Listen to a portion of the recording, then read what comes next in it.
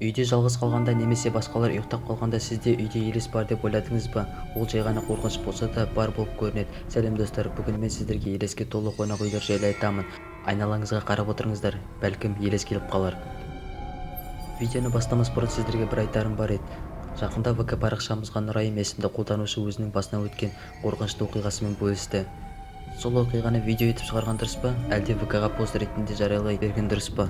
Дәл қазір паузаға қойып комментарийға таңдауыңызды жазсаңыздар, немесе қосарларыңыз болса, онымен де бөліссеңіздер жақсы болар еді. Ал мен бастайын.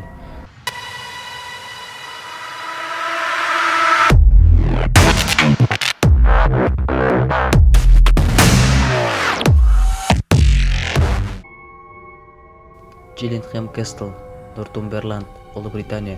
Басында бұл қамал жаудың шабуылына қарсы тұру үшін салынған. Кейін ол жер азаптап, зардап шектіретін жерге айналған. Көптеген адамдар онда бассыз қалған, аштан және асылып өлген. Қорытындысында бұл жерде тылсым құбылыстар жиі болып тұратын болған. Queen Mary, Калифорния, ақш. Лонг-Бичте орналасқан Queen Mary кезінде саяхаттауға арналған кеме болған.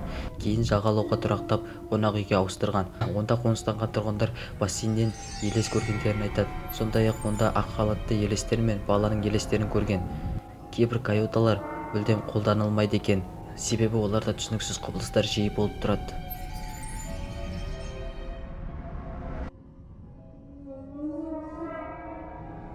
Стэнли қонақ үйі, Колорадо, ақш.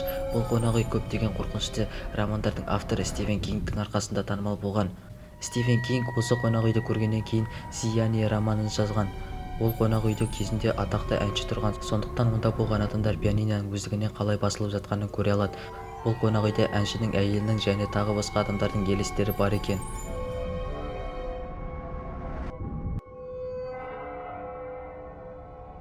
Коронадо қонақ үйі, Калифорния, ақш. 19 ғасырдың соңында бұл қонақ үй Сан-Диегодағы ең танымал қонақ үй болып есептелген. Көбі білетін кісі өлімі осында болған. Қаза тапқан кісі Кейти Морган. Оның денесі қонақ үйдің жанында теңізге апаратын баспалдақта табылған. Оның елесі 302 бөлмеде өмір сүреді екен. Бірақ тылсым құбылыстар қонақ үйдің барлық жерінде болады екен.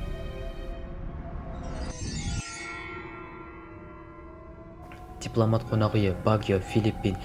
Дипломат қонақ үйі 1911 жылдан бері семинариямен айналысып келген. Кейін Екінші дүниежүзілік соғыс кезінде Жапон армиясы дезертирлері иеленіп алған және қонақ үйді жарып жіберген. Үлкен апаттан кейін көптеген адамдар көз жұмған.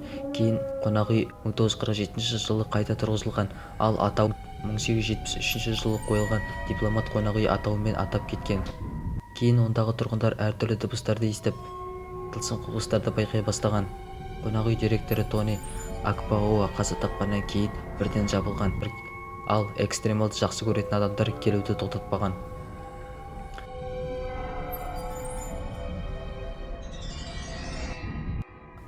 Кресент қонақ үйі, Арканзас, ақш. Кресент қонақ үйі ақштағы ең елесі көп қонақ үй болып есептеледі. Көптеген келіп кетушілерге бұл қонақ үй өзінің қорқынышты тарихымен одан әрі қорқынышты бола түседі екен. Кезінде бұл қонақ үй емхана болған. Бұл емханадағы дәрігерлер кез келген ауру түрін емдеген, тіпті аққан ауруында. Сондықтан келіп кетушілер көбінесе дәрігерлер мен емделушілердің елесін көреді екен.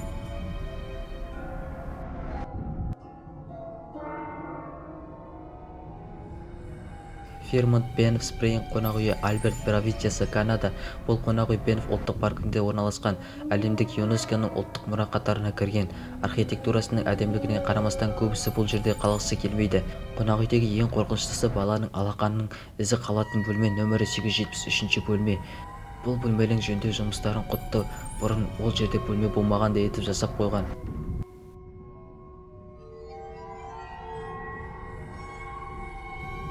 Голливуд Рузвельт қонақ үйі, Лос-Анджелес, Калифорния, ақш. Кейбір келіп кетушілер бұл қонақ үйдің бассейнінен, клубынан, бөлмелерінен Мэрилин Монроның елесін көргендерін айтады. Және тағы бір өмір сүруші елес, ол актер Монтгомери Клифт. 9-шы қабатқа келгенде адамдар актердің сүйікті аспабы мысты өрмелі аспаптан шыққан музыканы естігендерін айтады.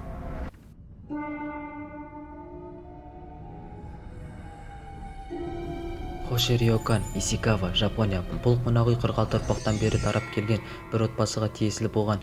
Бәлкім содан шығар бұл жерде 14 ғасырдың елестері жүретіндігі.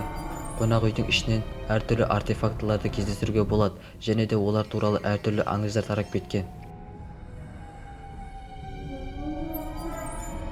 Росхал, Гритхаус, Монтего Бэй, Ямайка. Қазір бұл қонақ үй ретінде есептелмейді. Мұнда тек қорықпайтындар үшін күндізгі және түнгі шоулар, үйлену тойлар өткізіледі. Росхал қонақ үйін Джон Палмер салған. Аңыз бойынша Палмердің ұрпағы ағылшын қызына Анниге үйленген, кейін Анни Палмерді өлтірген, содан кейін екі күйеуін өлтірген. Аннидің елесі әлі күнге дейін Росхалда өмір сүретін көрінеді. Кейбіреулер мұнда кек алғысы келіп жүрген үш күйеуінің елесі де бар деп айтады. Бүгінге осы, сіздермен бірге болған мен FT Fury Clickbait каналынан. Комментарияға келесі видеоға идея қалдырсаңыздар жақсы болар еді. Себебі менің қазір көп қолым босамайды. Босаған күннің өзінде қандай видео шығарарымды білмей ұзақ ойланам, содан кейін видео дайындап дыбыстап салам. Оның бәрі қарайған уақыт. Сондықтан комментарияға өз идеяларыңызды қалдырсаңыздар жақсы болар еді. Видеоны лайк басыңыздар, каналға және ВКонтактедегі группамызға тіркелуді ұмытпаңыздар. Аман сау болыңыздар.